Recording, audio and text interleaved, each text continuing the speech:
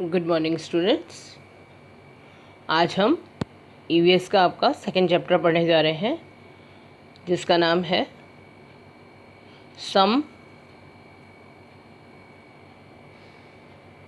Organ system. Organ क्या होता है? बॉडी के पार्ट्स। ऐसे पार्ट्स जो बहुत सिस्टमेटिकली कुछ काम करते हैं, जैसे पचाने का काम, ब्लड को सर्कुलेट करने का काम, एक्स्ट्रा जो पानी होता है हमारे बॉडी से उसको टॉयलेट के द्वारा बाहर निकालने का काम, सांस लेने का काम, वो सब क्या कहलाते हैं? Organ systems. आगे समझ रहे? आज हम डाइजेस्टिव सिस्टम पढ़ने जा रहे हैं। डाइजेस्टिव सिस्टम पहले मैं पढ़ लेती हूँ, फिर आपको समझा देती हूँ। डाइजेस्टिव सिस्टम क्या होता है? देखिए, सबसे पहले इधर आ जाइए आप। अपने बॉडी की अंदर की बॉडी का ढांचा देखिए, आप बॉडी कैसे काम करती है।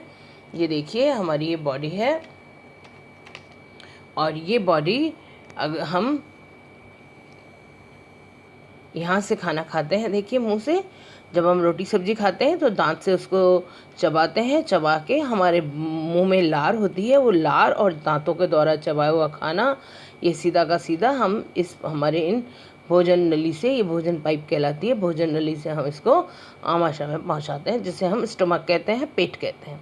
यहाँ पहुँच जाता है खाना, और ये खाना पहुँच के इस खाने में जितनी अलग अलग जो ग्रंथियाँ हैं इनमें, वो अलग अलग प्रकार के एंजाइम्स छोड़ती है, यानी द्रव्य पदार्थ छोड़ती है। उनसे ये खाना पचता है, और ये खाना पच के फिर ये आगे जाता है। हम उस पूरे को बाद में पढ़ेंगे। अभी आपको सिर्फ मैं इतना ही पढ़ा रही हूँ कि खाना यहाँ से जाके और यहाँ से पाइप से आके और यहाँ आता है। तो जब हम खाना खाते हैं, खाना डाइजेस्टिव सिस्टम जो है वो खाने को, भोजन को एज इट इज़ तो बॉडी एक्सेप्ट कर नहीं सकती, इसलिए भोजन को पचाने की एक प्रक्रिया है, एक प्रोसेस है, और ये बहुत ही ज़्यादा इम्पॉर्टेंट है। ये बहुत ज़्यादा इम्पॉर्टेंट है, क्योंकि खाने को एज इट इज़ एक्सेप्ट नहीं किया जा सकता। इस भोजन जो हम करते हैं उसे द्रव्य फॉर्म में, यानी लिक्विड फॉर्म में, यानी पानी जैसे फॉर्म में बनाने के लिए ये पूरी बॉडी ये काम करती है। और इसको जब यहाँ पहुँचती है तो जो एंजाइम्स क्या होते हैं? जो यहाँ की जो ग्रंथियाँ हैं, जहाँ जो ग्लैंड्स हैं, वो जो एंजाइम्स छोड़ते हैं, जो द्रव्य पदार्थ छोड़ते हैं, जिनके द्वारा खाना पचता है, उनको हम एंजाइम्स कहते हैं। आगे समझ रहे? अभी हम इतना ही पढ़ रहे हैं। इसमें से 3-4 क्वेश्चंस बन रहे हैं जो मैं आपको व्हाट्सएप पे दे रही हूँ। अब आप लेसन पढ़िए, अच्छे से समझ लीजिए। द प्रोसेस यानी प्रक्रिया ऑफ चेंजिंग फूड, भोजन को परिवर्तित करने की, इनटू द फॉर्म, एक ऐसे फॉर्म में, एक ऐसे रूप में, that the body can absorb, जिसे शरीर पचा सकता हो, इस कॉल्ड डाइजेस्टिव सिस्टम, उसे हम डाइजेशन कहते हैं। शरीर भोजन की वह प्रक्रिया, भोजन को परिवर्तित करके उस फॉर्म में बनाना जिसमें बॉडी उसको एक्सेप्ट करे, उसे हम डाइजेशन कहते हैं। The digestion of the food, भोजन का जो डाइजेशन है, भोजन का जो पाचन है, is one of the most important physical activity, सबसे ज़्यादा महत्वपूर्ण शारीरिक प्रक्रिया है, ऑफ आवर बॉडी, हमारे शरीर की। द फूड वी टेक, जो भोजन हम लेते हैं, कैन नॉट बी यूज्ड, उनका प्रयोग नहीं हो सकता, बाय द बॉडी के द्वारा, डायरेक्टली, यानी सीधे सीधे जो रोटी सब्जी हम खाते हैं वो उसका प्रयोग बॉडी नहीं कर सकती, एज इट इज़, यानी वैसा का वैसा।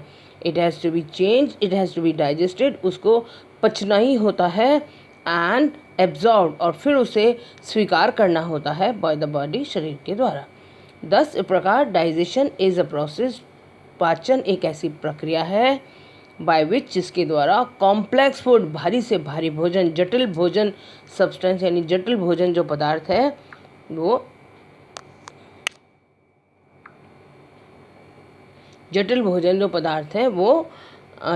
परिवर्तित होता है इनटू सॉल्यूबल, यानी द्रव्य रूप में, सॉल्यूबल फॉर्म, पिघले हुए फॉर्म में बदलता है, in the presence of enzymes, मैंने अभी भी आपको बताया, एंजाइम्स की उपस्थिति में। एंजाइम्स क्या होते हैं? एंजाइम्स की उपस्थिति में। एंजाइम्स क्या होते हैं? एंजाइम्स आर प्रोड्यूस्ड, एंजाइम्स जो हैं वो प्रोड्यूस होते हैं, यानी उत्पन्न किए जाते हैं, पैदा किए जाते हैं, बाय द डाइजेस्टिव ग्लैंड्स, पचाने वाली जो ग्रंथियां हैं हमारे शरीर की, उनके द्वारा ये पदार्थ प्रोड्यूस किए जाते हैं, ये पदार्थ उत्पन्न किए जाते हैं। जैसे ही खाना हमारे शरीर में पहुंचता है, ये ग्रंथियां जो हैं वो उस एंजाइम्स को उत्पन्न करना शुरू कर देती है, और वो एंजाइम्स खाने को पचाने में बहुत ज़्यादा हेल्प करते हैं। आ गया समझ में? तो इसमें से जो 3 4 5 क्वेश्चंस बनते हैं वो मैं आपको व्हाट्सएप पे दे रही हूँ और आंसर भी दे रही हूँ, आप उनको अच्छी तरह कर लीजिएगा, ठीक है? बाकी अगर कोई प्रॉब्लम हो तो आप पूछ लीजिएगा। घर पे रहिए, सुरक्षित रहिए, अपने आप को कोरोना से बचाइए।